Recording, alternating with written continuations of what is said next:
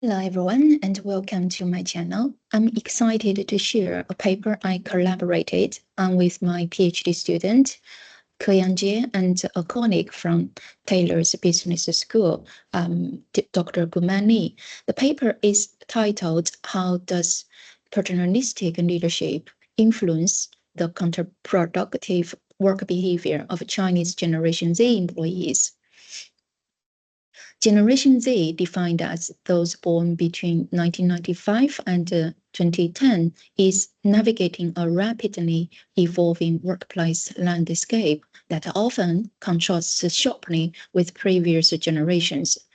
In recent years, phenomena like lying flat, quiet quitting, and the great resignation have captured the attention of scholars and business leaders alike, revealing a distinctive shift in the attitudes and behaviors of young employees. As media reports indicate, this generation is increasingly exhibiting counterproductive work behaviors, such as arguing with supervisors, engaging in conflicts with colleagues, and refusing to follow instructions. These behaviors not only reflect a growing discontent, but also raise critical questions about the impact of leadership styles on Generation Z employees. So this paper is going to look into how paternalistic leadership may influence such behaviors among Chinese Generation Z employees. While some Chinese scholars have studied counterproductive work behavior in specific industries, research largely overlooks specific age groups, particularly Chinese Generation Z employees. Besides, existing studies focus on various leadership styles, such as transactional and unethical leadership, but there is a notable lack of research on traditional Chinese leadership. This gap underscores the need to explore how traditional leadership affects counterproductive work behavior among Chinese Gen Z employees. Let's take a quick look at the literature review. First, it's essential to understand that leadership plays a critical role in shaping employees' attitudes and behaviors. This relationship is particularly important when examining behaviors of Generation Z employees.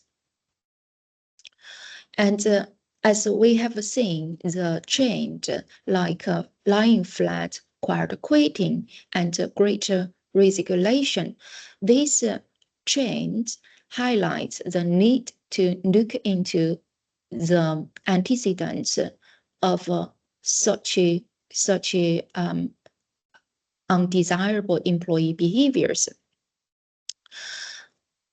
So in the context of Chinese business management, paternalistic leadership is a prevalent style. This style is characterized by three key components that influence employee behaviors.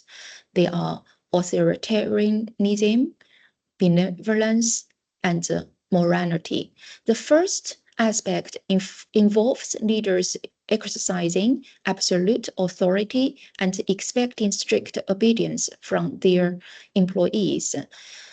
Next, benevolence refers to a leader's genuine concern for the well-being of their team behaviors. Whilst morality involves and underlines the importance of personal virtue, self-discipline, and selflessness in leadership.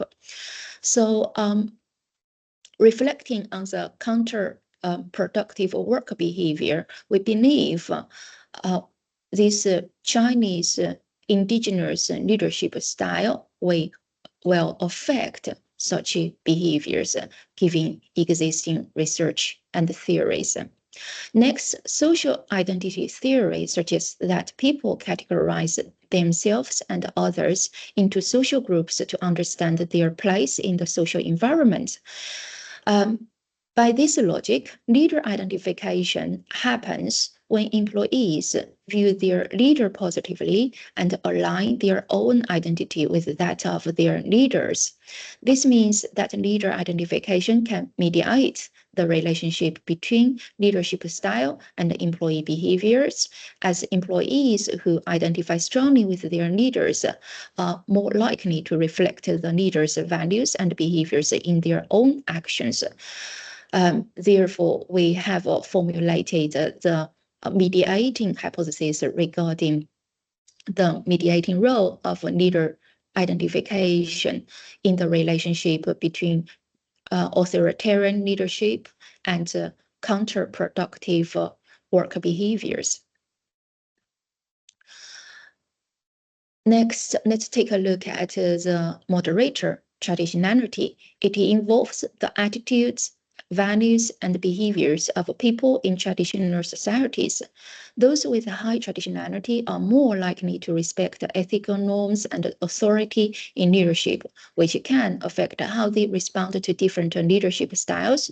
On the other hand, individuals with a low traditionality tend to focus more on effectiveness and equity. This distinction suggests that traditionality plays a moderating role in how Generation Z employees react to various leadership styles.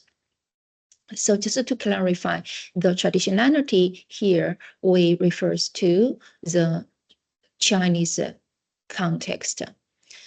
So we visualize our hypothesis in the research model. As you can see, we have hypothesis 1 linking paternalistic leadership to counterproductive behaviors. Hypothesis 4 highlighting the mediating role of leadership identification. Then hypothesis 5 representing the moderating role of traditionality. We used a survey to test our hypothesis in China. To reduce the risk of common method variance, we collected the data at 2 time points in line with our theoretical model. The sample primarily consists of Gen Z employees with 53% aged 27 to 29. Males represent nearly 53%, and females nearly 47%. The majority of respondents hold a bachelor's degree, while 61% are regular employees, including a younger workforce. Notably, nearly 74% express satisfaction with their current salary.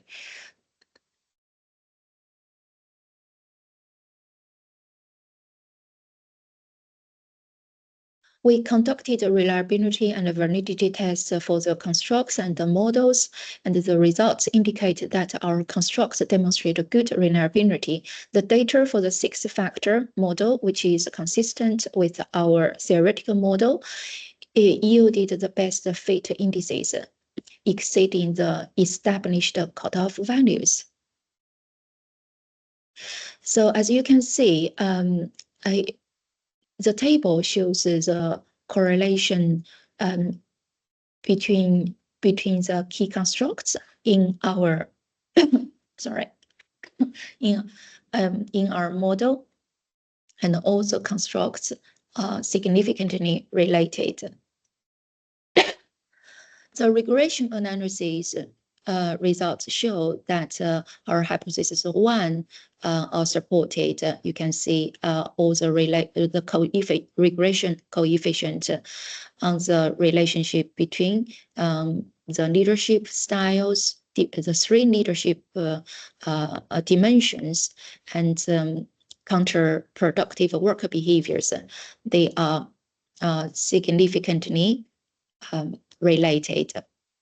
And we conducted bootstrapping for mediation hypothesis to test mediation hypothesis, and the results support all our mediating hypotheses. And here are the results for the moderation hypotheses. The results confirm all our hypotheses. We plotted the effects in graph, illustrating that a steeper slope indicates a stronger moderation effect. As you can see, the moderation effect is more pronounced for Gen Z employees with a lower traditionality, regardless of the leadership style. Our research has several implications. Theoretically, our study confirms that paternalistic leadership significantly influences counterproductive behaviors among Chinese Gen Z employees. This suggests that understanding leadership styles is crucial in addressing employee behaviors in the workplace. Secondly, leader identification plays a vital role as a mediating between paternalistic leadership and counterproductive behaviors. This finding underscores the psychological connection between employees and their leaders, emphasizing the importance of fostering strong leader-employee relationships. The moderating effect of traditionality highlights the cultural context significantly shapes how leadership styles impact employee behavior. This indicates that leadership effectiveness can vary based on cultural values and beliefs. Practically, our study has also offered several actionable recommendations. First, organizations should focus on training managers to develop paternalistic leadership qualities. By doing so, they can create a more positive work environments that minimize counterproductive behaviors. With this paternalistic leadership style, we would have an emphasis on the increase of benevolence and morality dimensions, but decrease this authoritarian dimension. Secondly, implementing mentorship and team building programs can strengthen leader identification among employees, according to research. So these initiatives can improve workplace relationships and foster a sense of belonging. Next, companies should adapt their leadership styles to align with the cultural values of their workforce. This cultural sensitivity can enhance leader-follower relationships and improve overall organizational effectiveness.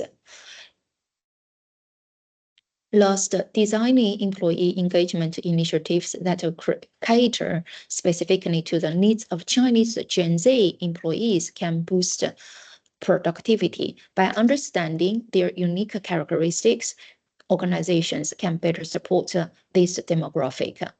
These implications provide a framework for both understanding and improving workplace dynamics in organizations with a significant Gen Z workforce.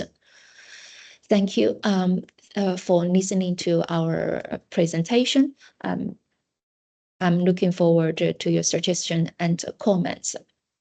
Really appreciate it.